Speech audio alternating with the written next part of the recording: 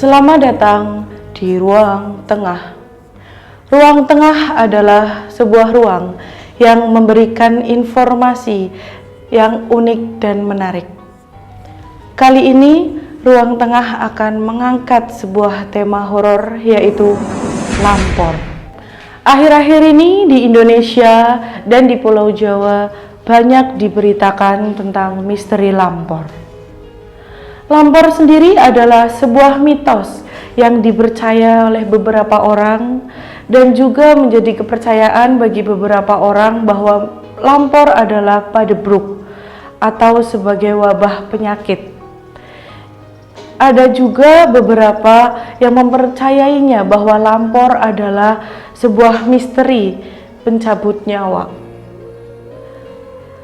Suatu ketika diceritakan ada seorang pekerja yang belum bisa tidur di kos-kosannya pada jam 2 malam, tiba-tiba mendengar suara orang berjalan. Ketika dilihat ternyata bentuknya seperti pencabut nyawa, memakai jubah berwarna hitam yang berketu. Kemudian sang pekerja tersebut terheran. Apakah itu hanya halusinasinya saja atau memang benar nyatanya? Kemudian pemuda itu menunggu hingga 3-5 menit. Dan ternyata itu bukan halusinasinya.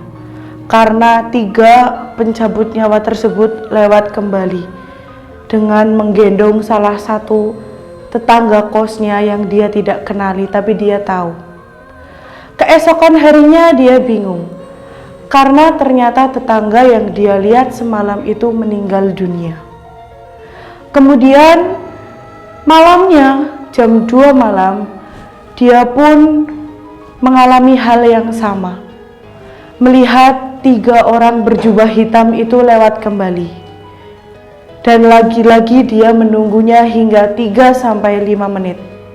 Setelah 5 menit, kemudian 3 orang pencabut nyawa tersebut lewat kembali dan menggendong salah satu orang tetangga kosnya lagi. Keesokan harinya, pekerja tersebut akhirnya bercerita kepada temannya. Ternyata temannya pun melihat bahwa ada 3 orang yang berjubah hitam itu menuju ke kosannya. Akhirnya dia dan temannya sepakat untuk malam nanti menunggu bahwa sang 3 pencabut nyawa tersebut akan datang lagi atau tidak. Setelah malam tiba, mereka menunggu di kosan si pekerja tersebut. Hingga jam 2 malam ditunggu, ternyata belum datang juga. Yang pada akhirnya satu temannya itu pergi. Dan ketika satu temannya pergi, sang pekerja itu melihat ada yang datang lagi, 3 pencabut nyawa yang memakai jubah hitam tadi. Kemudian dia menghampirinya. "Koe arep ngopo? Kamu mau ngapain? Nyawa sapa meneh sing bakal koe jukut? Nyawa siapa lagi yang bakal kamu ambil?" Sang pencabut nyawa tersebut menjawab, "Koe sopo? Kok iso weruh aku? Kamu siapa? Kok bisa lihat aku?" Kemudian pekerja itu menjawabnya, "Aku weruh rombonganmu bolak-balik kosku nggawa nyawa." Kemudian 2 malaikat pencabut nyawa itu pergi, dan 1 pencabut nyawa tersebut akhirnya 2 malaikat tersebut pergi meninggalkan 1 malaikat beserta pekerja tersebut. Kemudian mereka berkelahi menggunakan ilmu-ilmu yang mereka miliki. Hingga akhirnya 1 malaikat itu terkalahkan. Namun pekerja itu lengah dengan 2 malaikat yang telah berhasil mengambil nyawa teman kosnya lagi. Kemudian setelah terjadi perkelahian antara pekerja dan 1 malaikat tersebut, hal itu sudah tidak pernah terjadi lagi. Kemudian Ada sebuah kisah lagi kebetulan datang dari teman saya sendiri. Dia mengaku pernah bertemu dengan Lampor. Pada saat itu dia berumur 8 tahun. Dia mengaku sampai dibawa pergi jauh entah kemana hingga 4 bulan lamanya. Pada saat itu sebelum maghrib dia bersama teman-temannya sedang bermain sepak bola di lapangan dekat rumahnya. Sebelumnya ibunya sudah mengingatkan bahwa dia harus pulang sebelum jam 5 sore. Nyatanya hingga maghrib saat teman-temannya sudah pulang, dia belum pulang. Kemudian datanglah gumpalan asap yang menyerupai awan hitam dan berwajah yang sangat seram, kemudian membawa temanku pergi jauh entah kemana. Hingga orang-orang sekitar mencarinya berhari-hari, berbulan-bulan, belum juga ketemu. Suatu hari setelah 4 bulan, akhirnya dia ditemukan.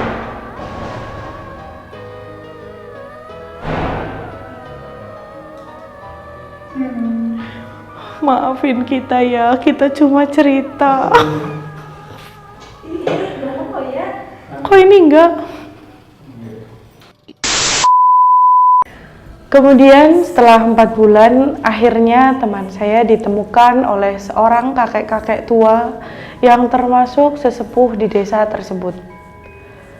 Kakek itu membawa teman saya ke sebuah rumah yang dekat dengan sawah itu. Sembari kakek membersihkan luka-luka dan kotoran yang ada di badan teman saya, kemudian si kakek mendapat gambaran bahwa teman saya itu diculik atau dibawa oleh bayangan asap hitam atau yang mereka kenal sebagai Lampor. Kemudian ketika teman saya siuman dari pingsannya, kakek itu tanya, "Kowe sopo le? Kowe wong di?" Kemudian si kakek membuatkan minum atau ramuan yang menurutnya itu bisa memulihkan seluruh tenaganya.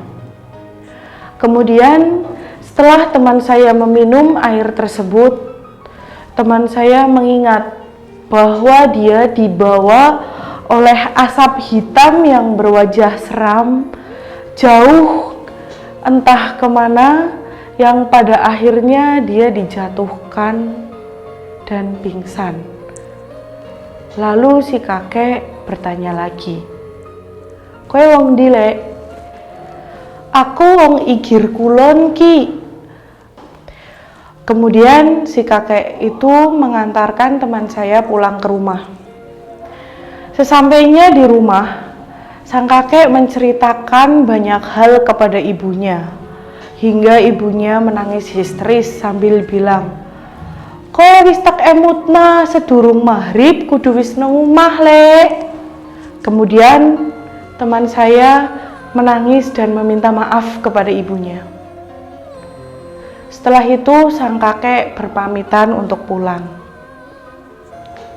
Kemudian cerita misteri Lampor yang terakhir datang dari sebuah cerita yang saya baca di Twitter dan sudah diviralkan juga oleh banyak orang.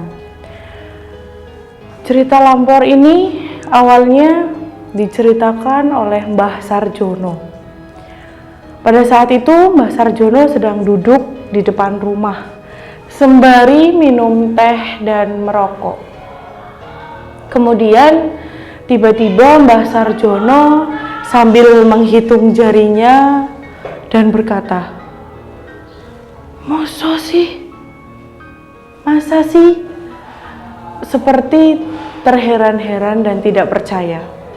Kemudian Mbah Sarjono memanggil anaknya, Siti, tutup pintunya." Kemudian anaknya pun keluar. "Pripun Pak?" "Gimana Pak?" Dan ternyata Mbah Sarjono sudah tidak ada di bangku yang biasa didudukinya itu. Kemudian si Siti mencarinya ke sebelah kanan. "Pak, Bapak?" Tidak ada. Dan dia memutar di rumah pun tidak ada. Ketika dia sedang kebingungan, tiba-tiba ponakannya yang bernama Ragil memanggilnya. "Mbak Siti, Mbak Siti." "Iya le, priwe?" "Mbak Siti, iya gimana?" "Diceluk Mbah Sarjono karo kon gawa tongkate mari ngone aku." Lalu Siti dan Ragil lari ke rumah Ragil itu. Kemudian Siti bilang, "Pak, kawit wau teng pundi mawon? Kula padosi mboten wonten." Mbah Sarjono menjawab, "Joko Ti, Joko." Lalu Siti pun bingung. "Maksudnya pripun Pak?" Mbah Sarjono terdiam. Kemudian menyuruh anaknya atau ibunya Joko untuk segera mencari Joko dan menyuruhnya pulang sebelum maghrib. Tidak lama kemudian si Joko akhirnya pulang ke rumah. Mbah Sarjono bilang, "Joko, adus, ojo ngenteni sore, ndang siki." Kemudian Joko yang berumur 21 tahun itu dan adiknya Ragil mandi. Setelah mandi, Mbah Sarjono menyuruh semua anggota keluarganya wajib berkumpul di ruang tengah. Setelah itu, mereka selesai mandi, berkumpullah di situ. Dan Mbah Sarjono menjelaskan, kenapa Mbah Sarjono hari ini terlihat sangat aneh.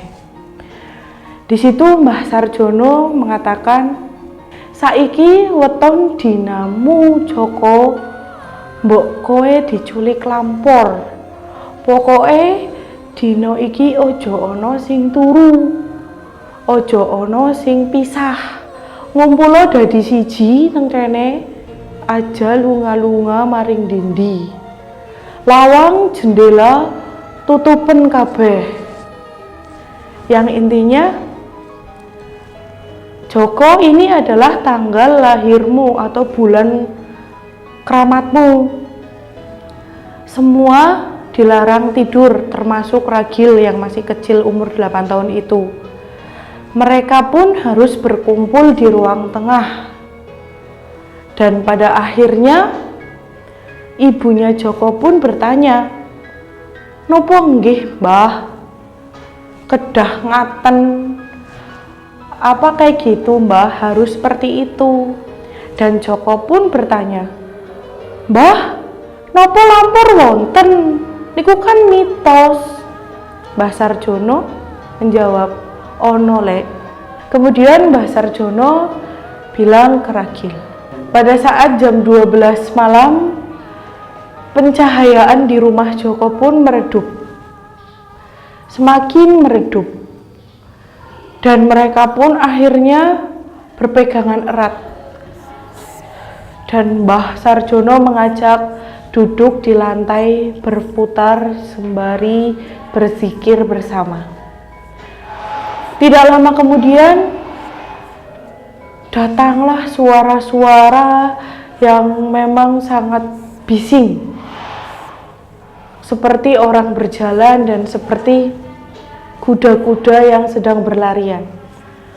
Kemudian Mbah Sarjono pun mengucap, "Nyi Roro Kidul wis tekanono. Ojo ana sing bergerak, ojo ana sing melek."